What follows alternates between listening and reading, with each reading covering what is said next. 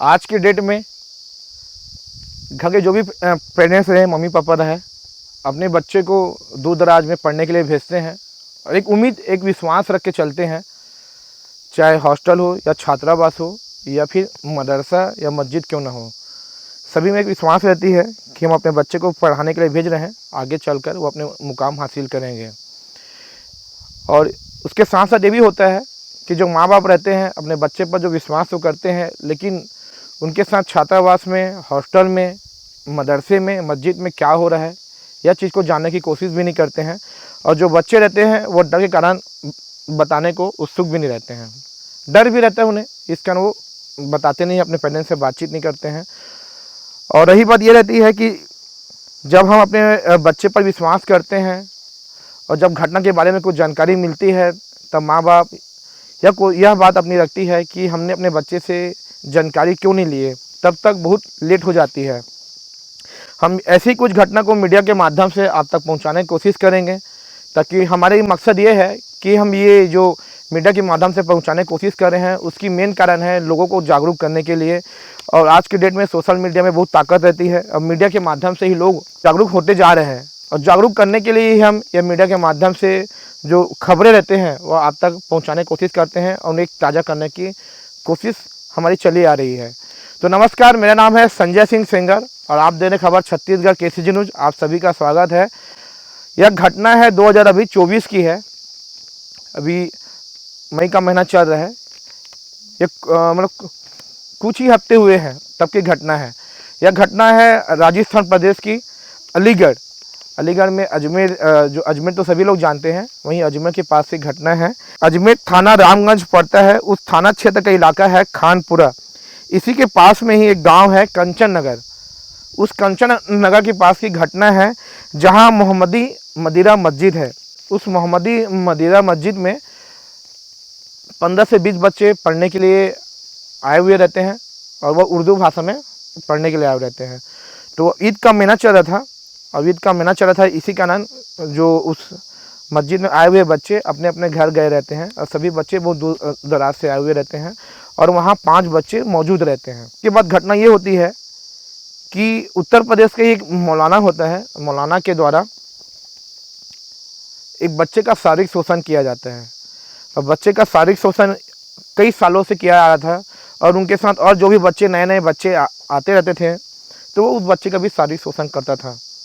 और कोई भी है उत्तर प्रदेश का रहने वाला था, कोई भी आसपास के लोग जानते हैं कि मौलाना मस्जिद में बच्चे लोग को तालीम पढ़ाते हैं, तो इस कारण विश्वास के रूप में अपने बच्चे को उनके साथ भेज दिया करते थे। ऐसा ही वाक़या हुआ था। वाक़या इस कदर हुआ था, जब हत्या हुआ तो हत्या करने के बाद कुछ बच्चे लोग प्लान बनाए हुए थे। अब प्लान बनाने के बाद बच्चे लोग ने आसपास के जो भी मस्जिद के पास में जो घर वर रहते हैं वहाँ जाकर वो लोग चिल्लाने के बाद जो नागरिक है, जो आसपास के लोग हैं, वह मस्जिद की ओर गए।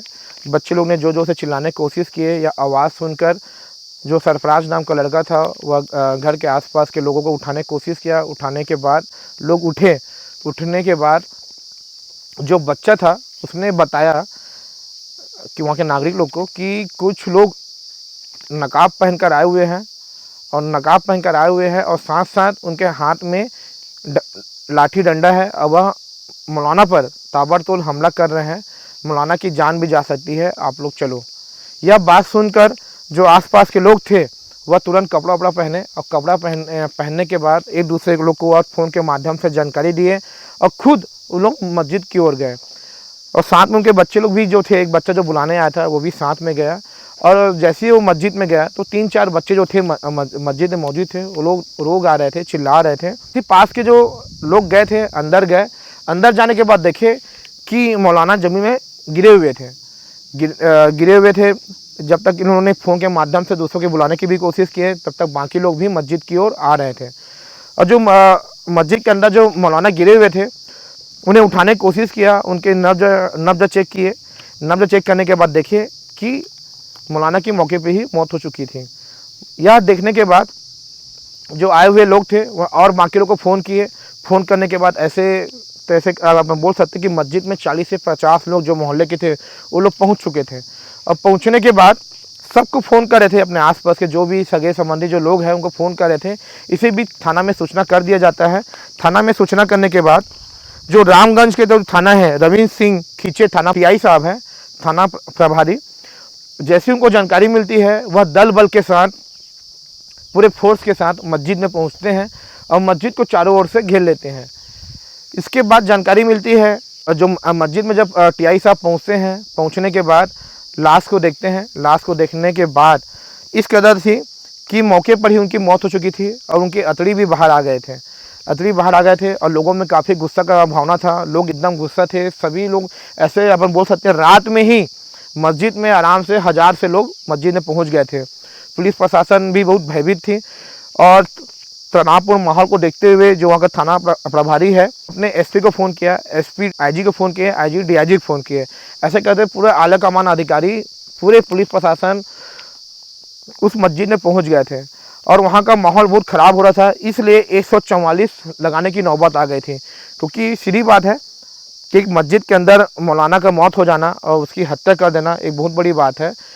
और लोगों में एक तनावपूर्ण को माहौल को देखते हुए पुलिस प्रशासन कुछ चूक नहीं छोड़ना चाह रहे थे। लोगों को शांत करने की कोशिश किया जाता, लेकिन लोग शांत नहीं हो रहे थे और पुलिस प्रशासन के ऊपर मतलब आवाज़ उठाने कर रहे थे कि पुलिस प्रशासन अभी तक कुछ जांच पड़ताल नहीं कर रहे हैं। लेकिन फिर भी पुलिस प्रशासन के आला अधिकारी मौके में पहुंच गए थे। बच्चों से पूछताछ किए कि जब हत्या हुई तब इस मस्जिद में कौन कौन था। तो बच्चे लोग से बातचीत किए, जो आला कमान अधिकारी थे उनसे बच्चे को एक कमरे में ले गए, वहाँ पूछताछ किए और कुछ जो गांव के प्रमुख लोग थे उन लोग भी बच्चे लोग के साथ में गए जब पूछताछ किया जा रहा था। तो बच्चे लोग से जब बातचीत किए तो बच्चे लोग ने यह कहा कि हम लोग सो रहे थे और उसी समय 3 से 4 लोग मस्जिद में प्रवेश किए और उन लोग के हाथ में लाठी डंडा था और हाथ में ग्लव्स थे और मुँह को काले कपड़े से ढके हुए थे। और जैसे ही हम लोग ने आवाज़ सुनने के बाद हम लोग उठे और बाहर की ओर आने की कोशिश किए, तब देखे कि कुछ लोग मौलाना पर पारी से एक दूसरे लोग मिल के 3 से 4 लोग मिल के उस पर लाठी डंडा से हमला कर रहे हैं और कुछ लोग खड़े होकर देख रहे थे। जैसे ही हम लोग चिल्लाने की कोशिश किए तो उसके बाद क्या हुआ कि जो लोग खड़े थे वह हम लोग के पास आए और हम लोग को यह कहा गया कि अगर तुम लोग शोर मचाओगे तो तुम लोग का भी यही हाल होगा। इस कारण हम लोग चुप थे और जैसे ही हम लोग गए तब हम लोग आसपास के लोग को बुलाने के लिए गए कि मौलाना को सब लोग मार रहे हैं, मौलाना को मार के चले गए हैं, चलो जल्द से जल्द। इसलिए हम लोग आसपास के लोग को बुलाने के लिए गए। यह बात सुनने के बाद पुलिस प्रशासन के लोग जांच पड़ताल करने में जुट गए। जुटने के बाद आसपास के जो सीसीटीवी थे, फुटेज थे, उन लोग को जांच पड़ताल किया गया। उन लोग का फुटेज लिया गया कि मस्जिद में कितने लोग आए थे, कौन कौन आए थे। तभी आसपास के लोग में जानकारी ये दी है कि मौलाना जो साहब थे बहुत ही सीधे साधे व्यक्ति थे। सभी से वो बातचीत करते थे, किसी के साथ उनका कोई भी शिकवा नहीं था, कोई भी लड़ाई झगड़े नहीं थे। अगर ऐसा नहीं था तो मौलाना की मौत कैसे हो जाएगी, कौन उसका हत्या करेगा। लोग एकदम मतलब समझ ही नहीं पा रहे थे कि इतने बड़े मस्जिद में एक जो सीधे साधे व्यक्ति हैं, मौलाना हैं, उनकी हत्या कौन करेगा। और पुलिस लोगों के लिए बहुत चुनौती बन गया था ये जो मुद्दा था। तो ये हत्या के कारण और धीरे धीरे तनाव का रूप बनते जा रहा था, क्योंकि मस्जिद में जो हत्या हुई थी। और यही बात यह है कि चुनाव का समय था, अभी हाल ही में लोकसभा चुनाव चल रही है और चुनाव का माहौल था। चुनाव के समय एक मस्जिद में मौलाना की हत्या हो जाना यह पुलिस लोग के लिए और बड़ी चुनौती बन गई थी और लोग इसको अलग रूप में ले जा रहे थे। उसके बाद फिर क्या हुआ, लोग रोड जाम कर दिए। रोड जाम करने के बाद एसपी और डीएम का जो अधिकारी है उनका दफ्तर को घेराव कर दिए। फिर उसके बाद पुलिस प्रशासन की टीम चौकन्ने हो गई। चौकन्न होने के बाद जांच करने की कोशिश की जा रही थी, लेकिन कोई सुराग नहीं मिल रहा था। ऐसे कैसे अपन बोल सकते हैं, हफ्ता 2 हफ्ता 3 हफ्ता 4 हफ्ता 5 हफ्ता भी निकल गया था, थोड़ा भी कुछ क्लू नहीं मिल रहा था। क्लू नहीं मिलने के कारण लोग उग्र थे। उसके बाद फिर लोग थाना घेराव किए। थाना घेराव करने के बाद रोड जाम किए। उन लोग ने अधिकारी लोग से बातचीत किया। अधिकारी लोग ने सांत्वना दिलाई कि हम लोग जांच कर रहे हैं, बहुत जल्द इसका खुलासा किया जाएगा, बहुत जल्द आप लोग शांत हो जाइए। लोकसभा का चुनाव भी चल रहा था और प्रशासन के ऊपर दबाव भी बनता जा रहा था। इसी प्रकार क्या हुआ कि जो अधिकारी थे, जो एसपी, आईजी, डीआईजी थे, उनके साथ में मनोचिकित्सक जो बोलते हैं, क्योंकि वो लोग नाबालिग बच्चे थे, इस कारण ज़्यादा उन लोग के ऊपर कोई ठोस कार्रवाई नहीं कर सकते हैं और ज़्यादा उनसे पूछताछ भी नहीं कर सकते हैं। उसके बाद जो मनोचिकित्सक था, बच्चे लोग को काउंसलिंग करने के लिए बुलाए और बच्चे लोग से पूछताछ किए कि कैसे क्या हुआ, कितने लोग कहाँ रहते हैं। तो ये जानकारी मिला कि मस्जिद में 15 से 20 बच्चे लोग रहते हैं, या बच्चे लोग ने जानकारी दिया। और तो मौलाना था वो यूपी के रामपुर में एक जगह था, शहबाज रायपुर का रहने वाला था और यहीं से वो अजमेर आए थे। 28 अक्टूबर 2023 को जो वहाँ के जो मुख्य मौलाना जो थे, उनकी तबीयत खराब हो जाने के कारण उसकी मृत्यु हो गई थी। उसकी मृत्यु के बाद इस मौलाना को वहाँ का कार्य करने का प्रभार दिया गया था। जो भी मस्जिद का देख रेख है, बच्चों की पढ़ाई चलती है, उसका प्रभार इस मौलाना को दे दिया गया था। ये प्रभार देने के बाद वो कई सालों से बच्चों को मदरसे में उर्दू की क्लास लेता था और साथ में तालीम भी पाया करता था। उससे बच्चों ने ये सब चीज़ जानकारी दिया। जो एसपी लोग थे, अलग अलग पहले एसपी पूछताछ करते थे, फिर एसपी के बाद डीआईजी पूछताछ करते थे, उसके बाद मनोचिकित्सक अलग अलग बच्चे से पूछताछ करते थे। जो आसपास में जो कैमरा था, 100 से ज़्यादा कैमरा का फुटेज लिया गया था। फुटेज में देखा गया कि मस्जिद में कोई भी व्यक्ति अंदर प्रवेश नहीं किया था और कोई भी व्यक्ति मस्जिद से बाहर प्रवेश नहीं किया था। यहीं से ही जब फुटेज चेक करने के बाद पुलिस प्रशासन के आला कमान अधिकारी को मतलब ये अंदेशा हो गया था कि जो भी हत्या करने वाला है वह मस्जिद के अंदर ही मौजूद है। उसे जानकारी मिल गई थी क्योंकि फुटेज सब चेक कर लिए थे। और जिस हिसाब से बच्चे लोग बता रहे थे कि 4 से 5 लोग मस्जिद के अंदर आए हुए थे, काले कपड़े पहने थे, अपने मुंह को ढके हुए थे, लाठी डंडा लेके आए थे, तो फुटेज में तो कोई दिखा ही नहीं था। फुटेज में नहीं दिखा था, इस कारण बच्चे से बातचीत करने की कोशिश किया गया। बच्चे लोग बताए और जितने भी बच्चे थे सब एक जैसे ही बात बता रहे थे। ये सब बताने के बाद जो आला कमान अधिकारी थे, बच्चों से सीधे तौर पर कहा कि बहुत हो गया बेटा, अब जो भी बात है सीधे बताओ, क्योंकि हम लोग ने अपना फुटेज चेक कर डाले हैं, यहाँ कोई व्यक्ति अंदर प्रवेश किया ही नहीं है। यह सब बताने के बाद जो बच्चे लोग थे वो टूट गए। उसके बाद बच्चे लोग ने बताया कि जो मौलाना थे मोहम्मद माहिर, उनकी उम्र थी 32 वर्ष। वह ईद में अपना घर गया हुआ था और ईद में घर जाने के बाद वह कुछ ही दिन हुए थे, मतलब अजमेर में जो मस्जिद है वहाँ लोग मस्जिद में आए हुए थे और उनके साथ में एक लड़का भी आया हुआ था। उसकी उम्र 12 वर्ष ही, नाबालिग था, वह भी उनके साथ में आया हुआ था। जो उनके आने के बाद हम बोल सकते हैं 6 बच्चे हो गए थे। उनके सामने जो बच्चा आया हुआ था, जैसे ही वह अजमेर के जो मस्जिद में पहुँचे तो बाकी जो 5 बच्चे थे उनके साथ में उनका इंट्रो कराया कि ये बच्चा अब यहीं पढ़ेगा, उर्दू क्लास लेगा और रात काफ़ी हो चुकी है, चलो आप लोग सब सो जाओ, आराम करो। आराम करने के बाद बच्चे लोग अपने रूम में चले गए और जो मौलाना था वो जो उनके सामने जो बच्चा आया हुआ था उसको लेकर अपने रूम में चला गया। दोनों के रूम पास में ही मौजूद थे। जैसे ही वो बच्चा सोने के लिए गया तो वो बच्चे के साथ शारीरिक शोषण करने लगा। आवाज़ जो बाकी बच्चे लोग सुन रहे थे, बच्चा जिद भी कर रहा था, कुछ विनती कर रहा था कि नहीं मौलाना ये सब नहीं, मुझसे नहीं मेरे से नहीं होगा, ये सब बातचीत कर रहा था।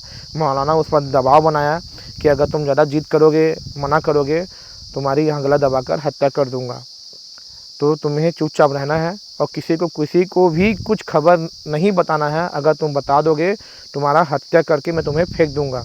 यहाँ किसी को भी कुछ जानकारी तुम्हारे घर में किसी को नहीं मिलेगी और हम लोग बोल देंगे कि इनका तबीयत ख़राब था इसलिए इसकी मौत हो गई। बच्चा डर गया और उन्हें कुछ पैसे का लालच दिया। तो रात भर वो बच्चे के साथ में शारीरिक शोषण किया। बच्चा दर्द के कारण बहुत ज़्यादा रो रहा था और तेज़ आवाज़ आ रही थी, इस कारण बाकी बच्चे लोग सुन रहे थे। यह सब होने के बाद सुबह बच्चे लोग ने अपने उर्दू क्लास की क्लास लग रही थी और सभी बच्चे वहाँ मौजूद थे और कुछ लोग उस बच्चे को बुलाने के लिए गए थे। जो मौलाना के साथ जो बच्चा आया हुआ था, वो बच्चे को बुलाया और बुलाने के बाद उन बच्चे लोग बाकी जो बच्चे थे उस बच्चे से बातचीत किए कि कल रात तुम्हारे साथ क्या हुआ। तो उस बच्चा शर्मा रहा था और डर रहा था। तो बाकी जो बच्चे थे उस बच्चे से कहते हैं कि कल रात जो तुम्हारे साथ हुआ वह हमारे साथ 4 से 5 सालों से यही सब कुछ हो रहा है। तो उसके बाद जो बाकी जो बच्चे थे वह सब मिलकर एक प्लान किए और ऐसे बात रखे कि क्यों ना हम इस मौलाना को दुनिया से ही हटा देते हैं। अगर आज हम लोग के साथ हो रहा है, कल भी ऐसे बच्चे लोग यहाँ पढ़ने के लिए आएंगे, वह हर बच्चे के साथ ही ऐसी करेगा। उससे अच्छा हम लोग इसका काम तमाम कर देते हैं, इसकी हत्या कर देते हैं। और प्लान ऐसा करते हैं कि हम लोग नींद की दवाई लाते हैं और नींद की दवाई किसी चीज़ में मिलाकर मौलाना को पिला देंगे और उसे सभी लोग मिलकर मारेंगे। मारने के बाद जब उसकी मौत हो जाएगी तो हम लोग आसपास के लोग को उठाने के लिए जाएंगे। उठाने का लोगों को बताएंगे कि यहाँ मौलाना की किसी ने हत्या कर दी, और हम लोग के सभी लोग हम लोग की बात को यकीन कर लेंगे और हम लोग को किसी को कुछ नहीं होगा। बच्चे को जानकारी नहीं थी कि बच्चे लोग क्या करने के लिए जा रहे हैं और आगे चलकर क्या उन लोग के ऊपर क्या हश्र होगा, यह सब बच्चे को कोई जानकारी नहीं थी। बस वही है, जोश में होश खो दिए बच्चे लोग ने। यह सब जानकारी उनके एसपी जो टीआई एसपी थे उन लोग को बताए, या उनके साथ साथ जो भी लोग आए हुए थे, यह सुनकर लोग भौचक हो गए कि जिस मौलाना को हम लोग यह सब चीज़ सोच रहे थे, वह मौलाना बच्चे लोग के साथ यह सब चीज़ कर रहा था, शारीरिक शोषण कर रहा था। तो बच्चे लोग का जो प्लान बताया कि पुलिस वाले लोगों ने यही पूछा कि आप लोग क्या प्लान किए थे। तो बच्चे लोग ने यह प्लान किए थे कि जो पास में मेडिकल था उस मेडिकल में गए, और मेडिकल में जाने के बाद उन्होंने मेडिकल वाले से कहा कि मौलाना नींद की दवाई मंगा रही है और उसे रात में नींद नहीं आती, वो नींद का गोली खाता है। वह अभी उत्तर प्रदेश से आए हुए हैं, अपने घर से जो मेडिसिन थी नींद की दवाई वो भूल गए हैं, तो नींद की दवाई मंगा रहे हैं। तो मेडिकल वाला भी समझ गया था कि मौलाना मंगा रहे हैं, बच्चे लोग क्या नींद की गोली खाएंगे, तो मौलाना मंगा रहे हैं, इसलिए मेडिकल वाले नींद की गोली उनको दे दिए। अब नींद की गोली ला लिए। नींद की गोली लाने के बाद जो बच्चे थे वह रायता बनाए हुए थे, तो रायता में मिलाकर नींद की गोली रखे हुए थे। और जब मौलाना रात में आते हैं तो बच्चे लोग को बोले कि रात हो गई बेटा, आप लोग सब सो जाओ और सुबह जल्दी उठ जाना है, कल जल्दी क्लास लग जाएगा। यह सब बात बोलकर मौलाना जा ही रहा था। उतने में बच्चे लोग मौलाना से बात रखते हैं कि मौलाना आज हम लोग रायता बनाए हैं, आप भी पिएंगे क्या? तो मौलाना खुश हो जाता है और बच्चों से कहता है, अरे ये तो बहुत अच्छी बात है, हाँ ज़रूर मैं भी पीऊँगा, ऐसे बात रखते हैं। मौलाना को ये जानकारी नहीं थी कि आज उसकी मौत हो जाएगी और मौत होने के बाद मेरा क्या हासिल होगा, या उनको बिल्कुल भी जानकारी नहीं था। तो ठीक है, बच्चे लोग से बात हुआ, बच्चे लोग उनको रायता दिए और रायता देने के बाद वह अपने रूम में चला गया और वहीं रायता पीने के बाद वह सो गया। अब बच्चे लोग का अपने उस टाइम का इंतज़ार कर रहे थे कि कब मौलाना सोएंगे और उनकी नींद में वो जब वो सो जाएंगे तो हम लोग उसकी हत्या कर देंगे और गला दबाकर हत्या कर देंगे। आज के बाद यह मौलाना नहीं रहेगा और हमारे मस्जिद में किसी बच्चे का शोषण नहीं होगा, और हम लोग जो शारीरिक शोषण हम लोग के साथ हुआ है उसका आज रात हम लोग बदला लेंगे। यह बात एसपी लोग को बताए हैं। फिर उसके बाद फिर पूछे कि उसके बाद तुम लोग क्या किए, तो बच्चे लोग ने बताया कि हम लोग रात का इंतज़ार कर रहे थे। इंतज़ार करने के बाद देखे 2 बजे रात में मौलाना को उठाने गए कि पेट में दर्द हो रहा है, कुछ बात बोलकर उठाएंगे। तो मौलाना जब नींद में था तो देखिए कि हाँ अब मौलाना नींद में है। तब बच्चे लोग ने लाठी डंडा और रस्सी रखे हुए थे, उसके गले में रस्सी से पूरा रस्सी कस लिए और 2-2 बच्चे लोग ज़ोरदार खींचते रहे और बाकी बच्चे लोग लाठी से उस पर ताबड़तोड़ हमला करते गए। मौलाना अधमरा हो चुका था। मौलाना उठने प्रयास किया, लेकिन मौलाना कुछ उम्मीद ही नहीं कर रहा था कि मैं कुछ बोल पाऊँगा ताकि बच्चे लोग मुझे छोड़ देंगे। बच्चे लोग सोच ही लिए थे कि हम लोग उसको मौत के घाट उतार ही देंगे। उन लोग जब तक रस्सी खींचते रहे जब तक मौलाना की मौत नहीं हो गई, और जो बाकी बच्चे थे वह एक के बाद एक लाठी से उस पर प्रहार करे थे। जैसे ही मौलाना की मौत हो जाती है तो जो बच्चे के साथ जो शारीरिक शोषण किया रहता है वह बच्चा चाकू रखा रहता है, वह चाकू से उसे पेट पर ताबड़तोड़ हमला करता है और इस कदर हमला करता है जब तक उसकी अतड़ी भी बाहर नहीं आ जाती, इतना उसमें गुस्सा था। यह हत्या होने के बाद वह आसपास के जो लोग थे उनको उठाने के लिए गए। यह सब जानकारी होती है। जो एसपी जो आईजी डीआईजी आए थे वह यह सब सुनकर चौंक जाते हैं कि इतना बड़ा घटना हो गया और बच्चे लोग इतना बड़ा घटना कैसे कर दिए, यह बात जानकारी मिलती है। जानकारी मिलने के बाद जो एसपी टीआई जो रहते हैं वह भी यह सोच में पड़ जाते हैं कि 4 से 5 साल तक बच्चों का शारीरिक शोषण किया जा रहा था और लोग बता रहे थे कि ये जो मौलाना थे पूरे सीधे साधे व्यक्ति थे और ये मौलाना ऐसी हरकत कर रहे थे, लोगों तक यहाँ बात कैसे बाहर नहीं गई। कारण आज जो शारीरिक शोषण था उससे कारण इतना बड़ा हत्या का रूप ले लिया, वो भी मदरसे में। इस प्रकार जो इतनी बड़ी हत्या थी उसका खुलासा हुआ। खुलासा होने के बाद लोग जो बात थी पूरा मीडिया में फैल गई। मीडिया में फैलने के बाद लोग आश्चर्यचकित हो गए कि जिस मौलाना के पास अपने बच्चे को पढ़ाने के लिए जो भेजे थे ताकि बच्चे लोग उर्दू सीखें, वह मौलाना बच्चे के साथ क्या हरकत कर रहा था, क्या उनके साथ शारीरिक शोषण कर रहा था। इस प्रकार उनका खुलासा किया जाता है और जो नाबालिग बच्चे थे उन्हें बालगृह में भेज दिया जाता है। हम मीडिया के माध्यम से इसीलिए आपको अवगत करने के लिए या आपको जागरूक करने के लिए यह वीडियो आप तक पहुंचाने की कोशिश करेंगे। नमस्कार।